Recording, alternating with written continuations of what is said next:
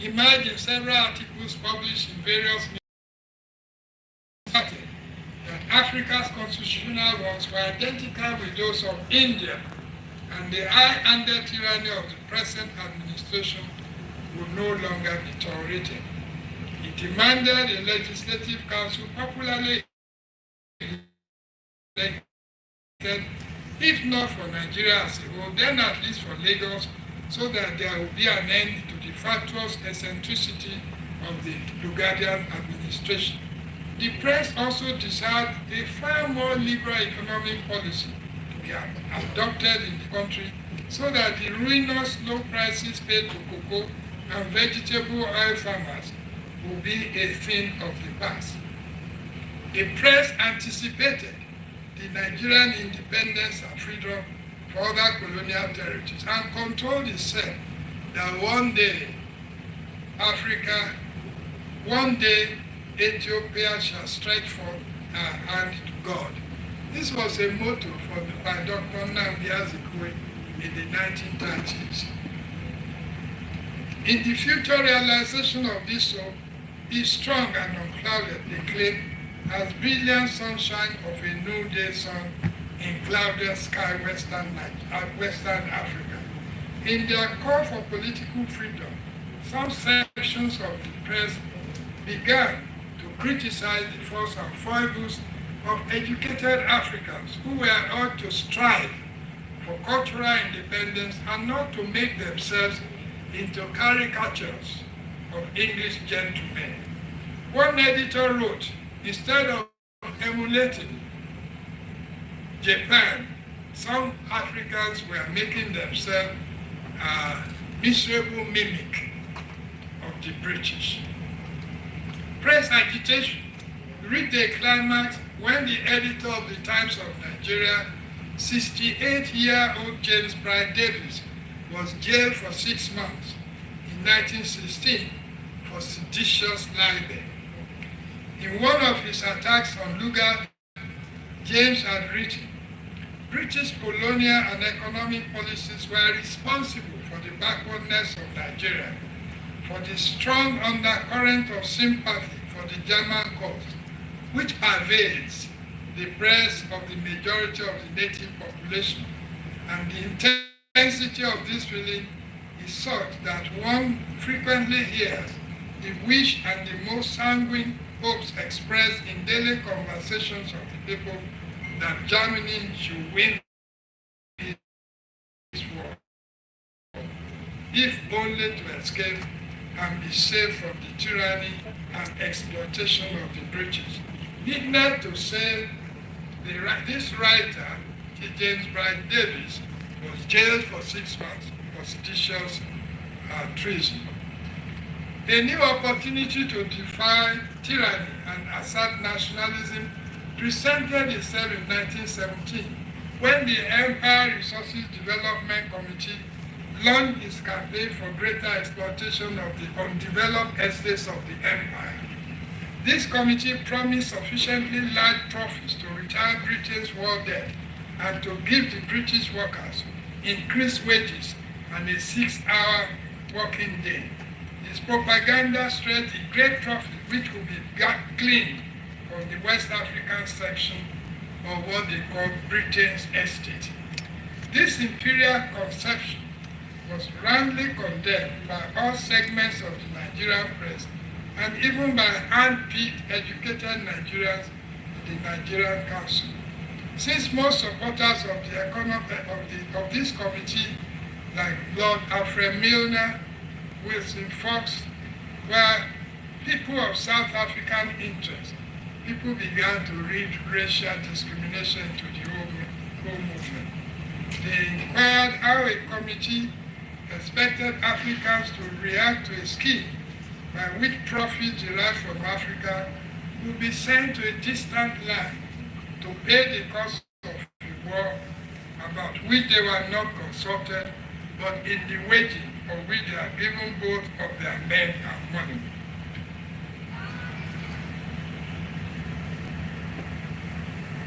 Distinguished ladies and gentlemen, I have in this lecture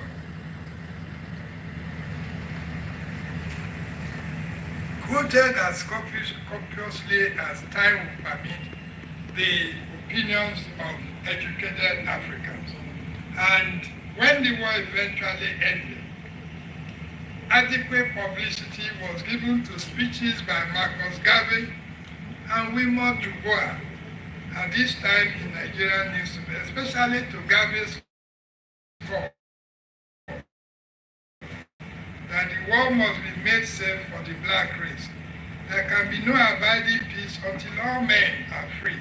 So I ask that all Negroes prepare now for the next World War in 20 or 30 years hence. How prophetic, because exactly 20 years later, the Second World War broke out.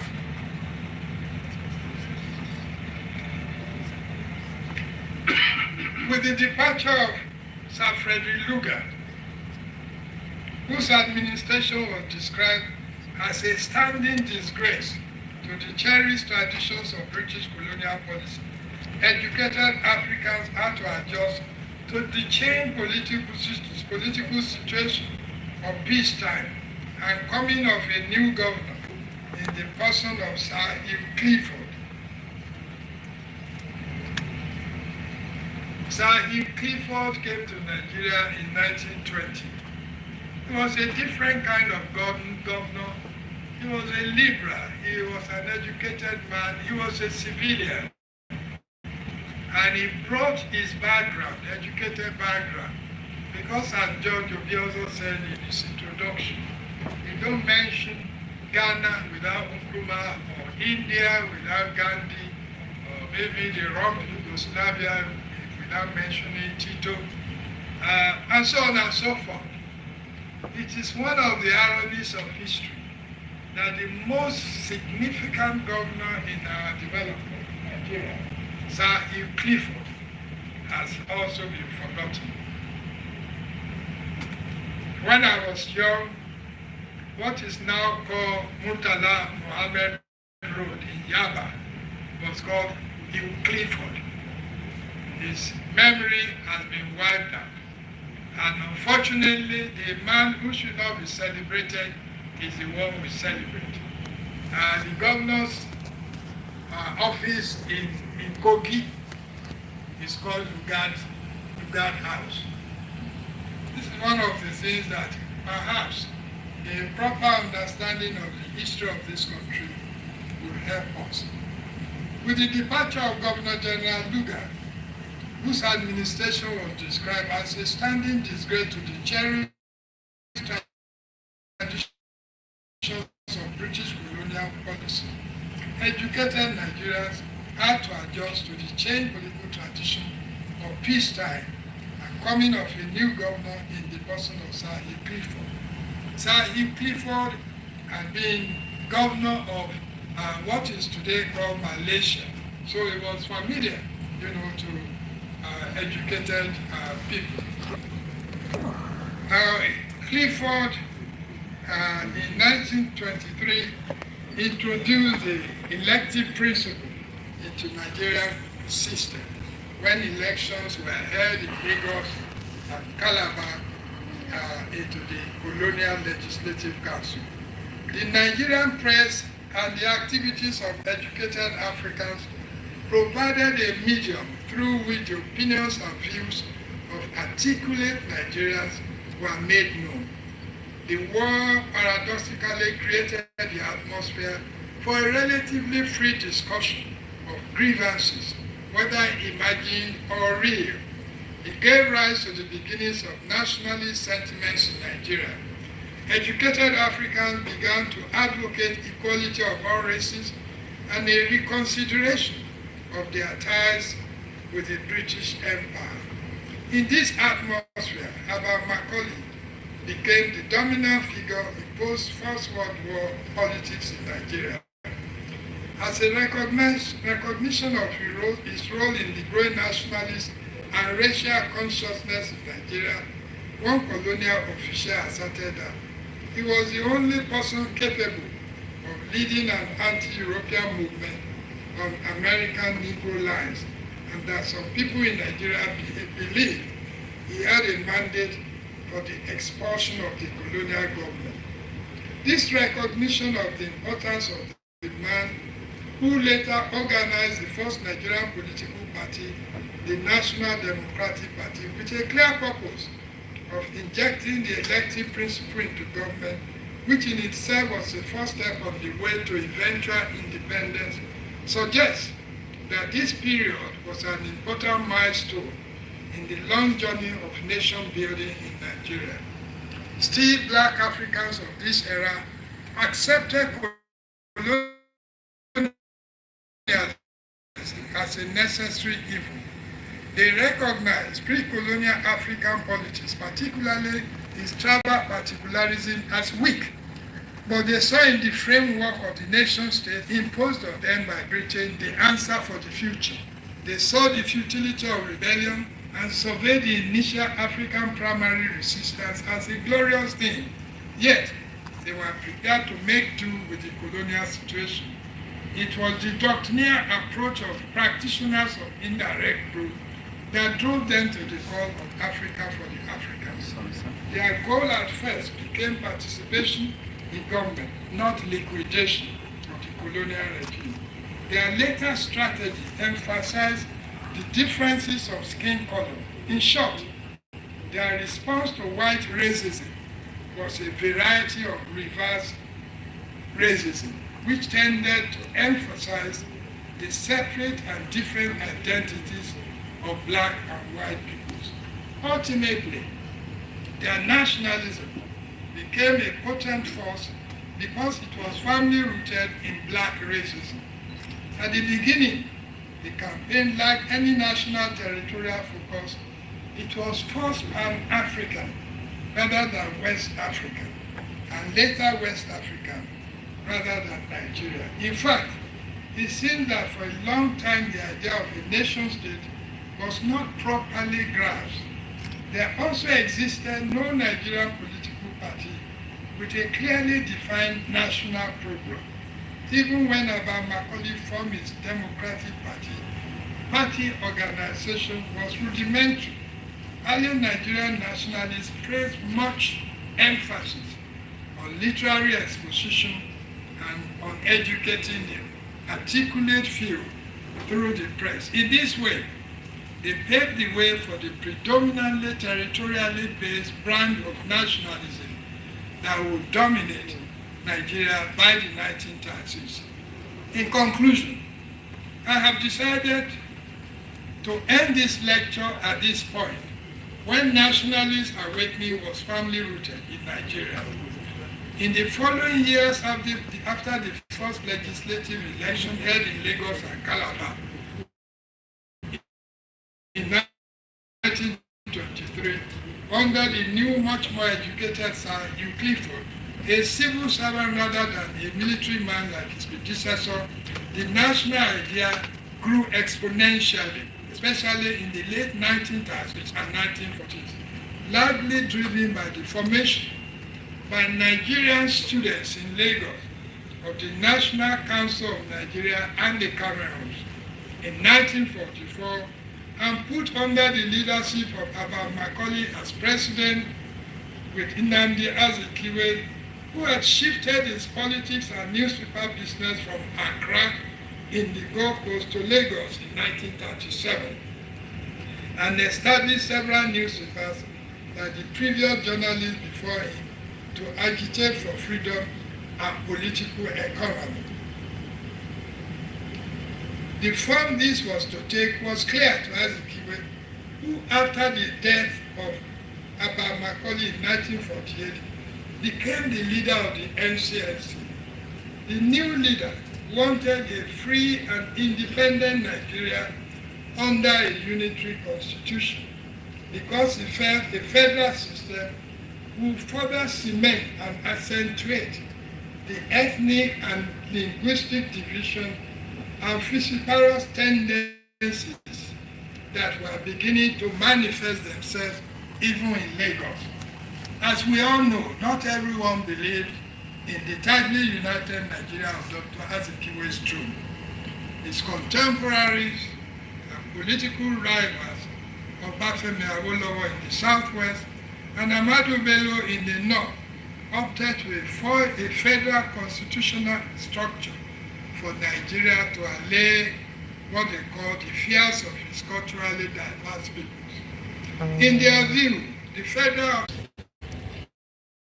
for a strong black country, the carryover from its entry in the United States, where the of race was very strong.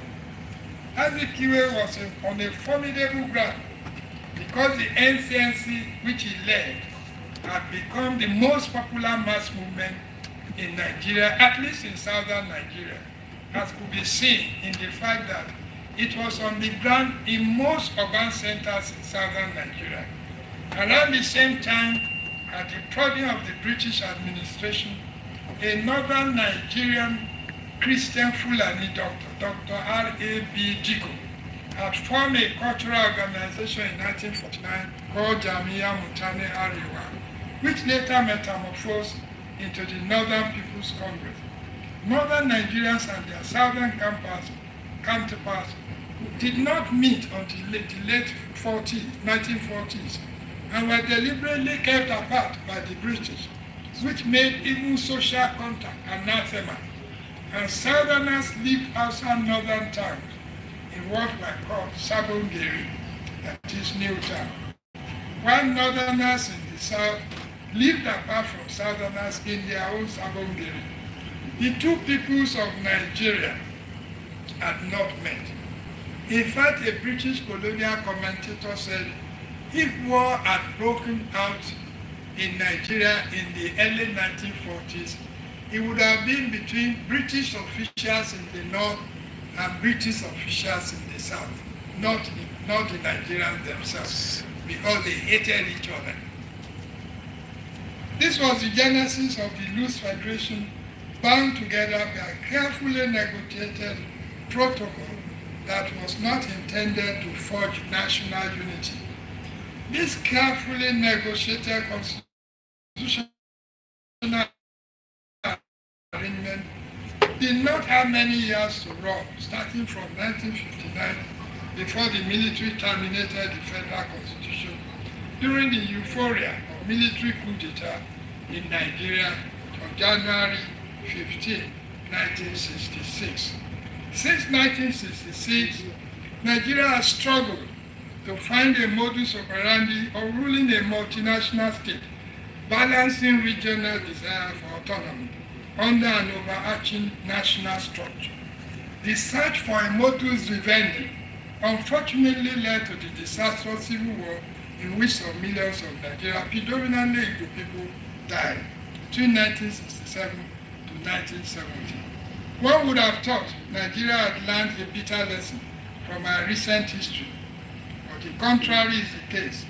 Several unviable states, by the whims and fiat of the military rulers who have dominated the politics of Nigeria for years, have been created, thus miniaturizing the power of the constituent states and increasing the power of the center, while still masquerading as a federal state.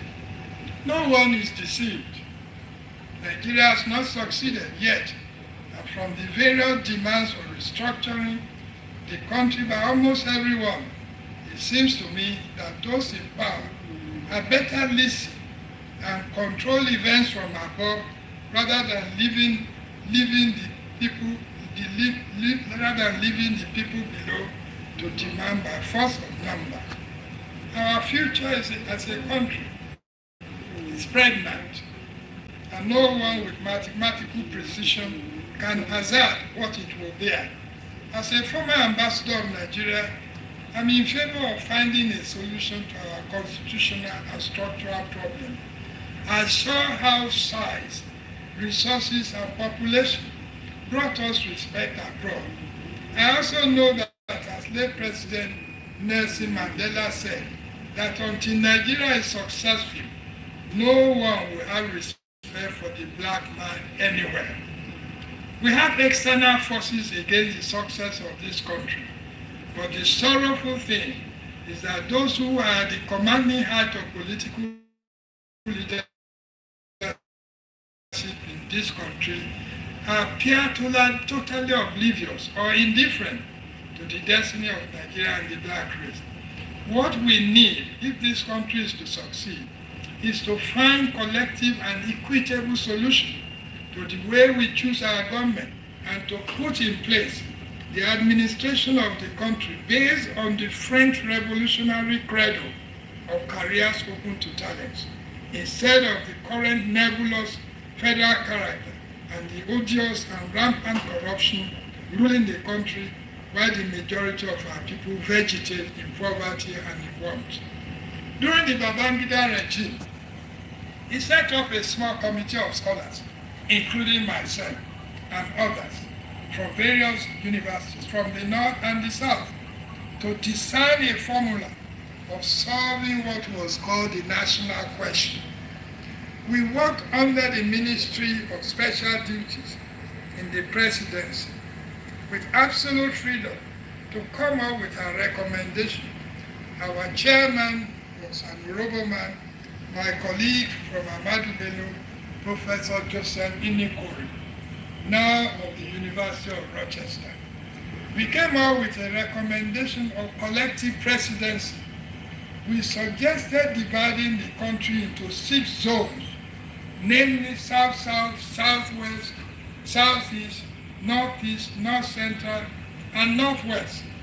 We suggested that if a president comes from any of these zones, the remaining 5 zones will produce 5 vice presidents, each of them heading the Ministry of Finance, Defense, Interior, Foreign Affairs, and Education. The presidents will be rotated every 5 years so that each zone will have the chance to head the country and no zone will be kept out of power. Political parties will contest for power on this basis, and whoever wins must locate people representing all the 6 zones within their parties. This was submitted, I believe, in 1987, years before the election of 1993, which Abiola won, and some members of the PDP later claimed zoning was a contribution to political engineering in Nigeria. This is not true. The verdict on the way to run Nigeria is still hanging in the air, and we don't have too much time to find an appropriate constitutional architecture with which Nigeria can build a happy state acceptable to all our people. I thank you.